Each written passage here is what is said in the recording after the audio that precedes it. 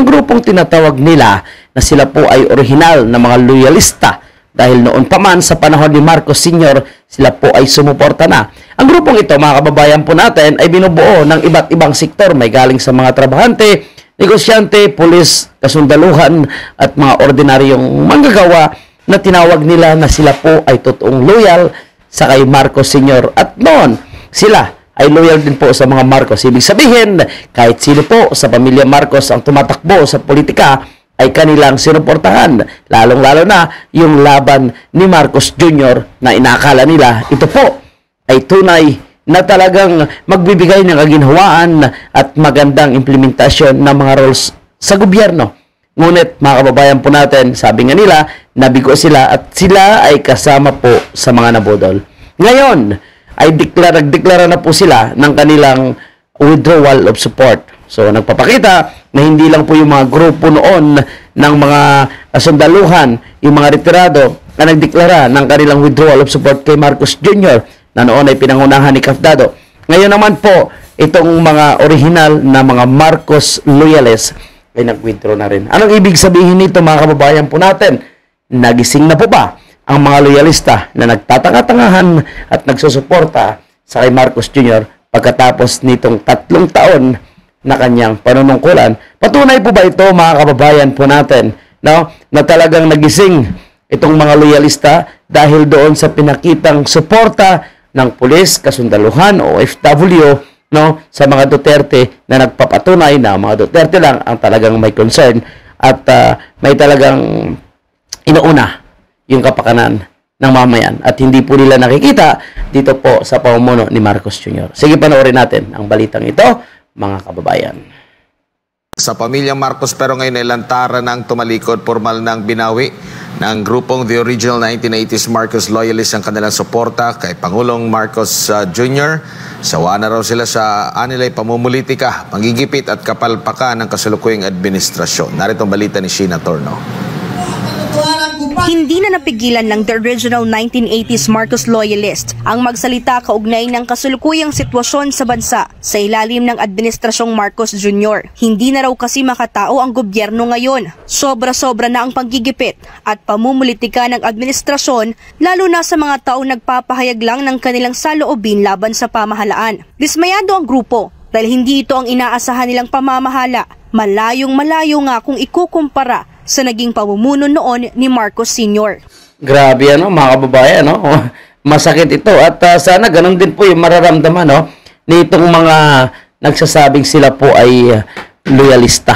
Dahil kung totoong may mas nakakilala, no, sa talagang magandang ugali ng original, no, na Marcos, tinatawag nating original po itong senior, no, sila po. Kaya sila naging loyalista dahil nakita po nila na ginawa siguro ni Marcos Sr.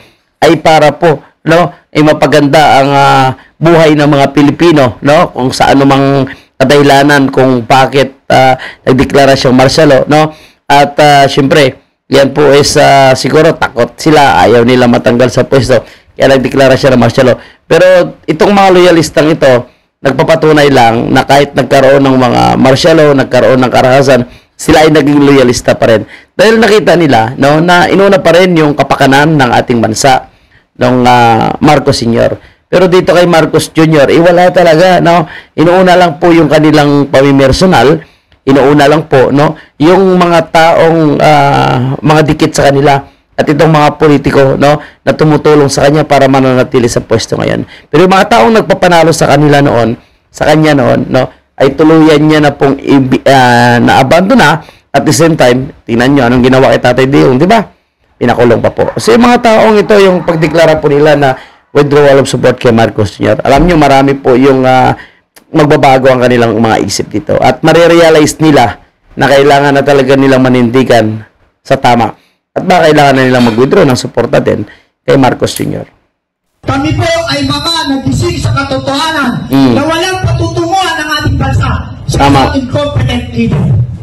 Yan po ang katotohanan kung bakit kami naririto ngayon upang ipahayag in public ang aming withdrawal of support sa Pangulong BBM ngayon.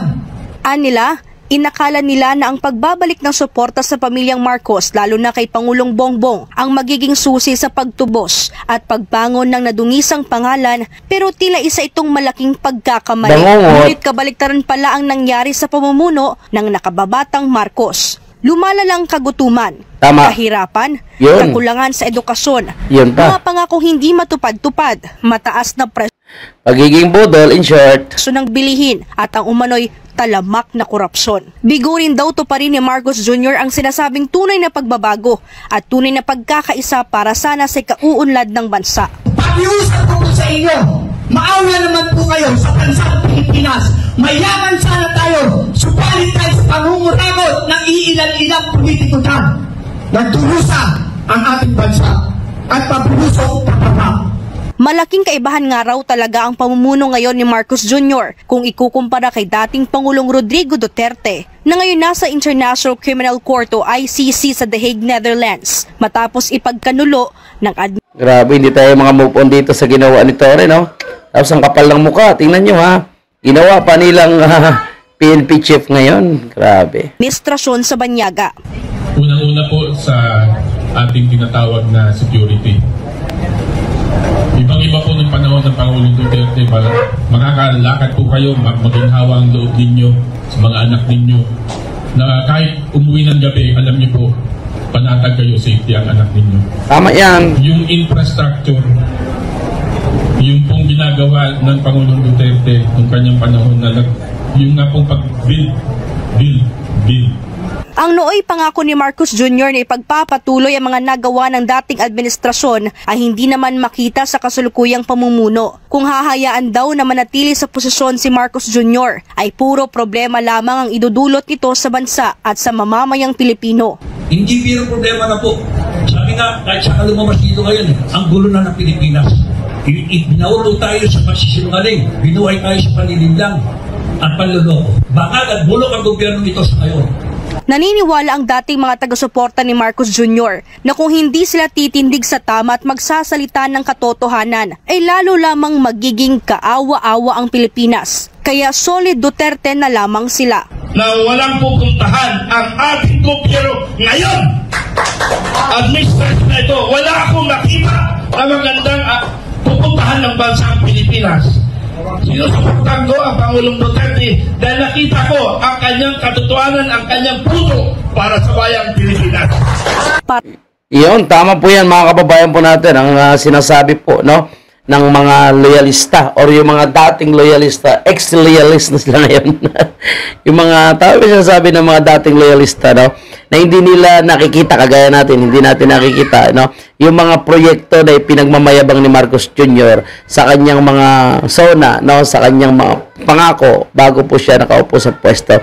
At imbis na unahin ang kanyang mga pinangako na ito pa rin, inuuna niyo po, no, na ipakulong si President Duterte, laglustay ng milyon-milyon para lang maipakulong ang isang dating presidente. Naglustay ng milyon-milyon or billion pa ang inabot, billion nga, no, kung sumahin natin lahat para lang ma-impeach si Vice President Sara dahil gusto nila na manatili sa kanilang pwesto.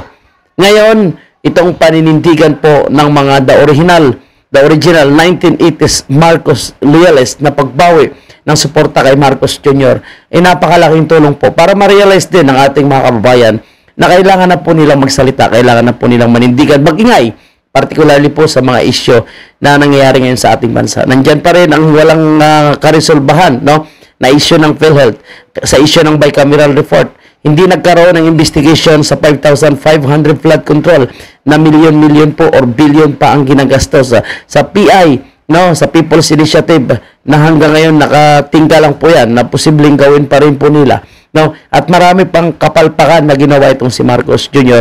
at yung pagbigay pa ng promotion dito po sa mga taong mapang-abuso at hindi po nagpapatupad ng tamang batas. Sila yung tagapagpatupad, sila po yung mga nagsusuway din sa batas. Kaya sana po ma-realize din ng ibang mga loyalista, no, na naging bulag-bulaga, naging tanga-tangahan at patuloy pa rin, no, na natutuwa sa pamumuno, sa palpak na pamumuno nitong si Marcos Jr. So mabuhay po kayo, itong the original 1980s Marcos loyalist sa inyong paninindigan. At tama po, no, iisa lang po yung nakita nating presidente na talagang handang mag-alay ng kanyang buhay para sa mga Pilipino at ang parating po nating presidente na bayan ang inuuna, hindi yung personal na agenda at pamumulitika. So mabuhay po kayong lahat. Yan muna yung ating panibagong update. Huwag kalimutan mag-like, mag-share, and of course, paki-follow and subscribe nitong mga social media platform natin. Maraming salamat.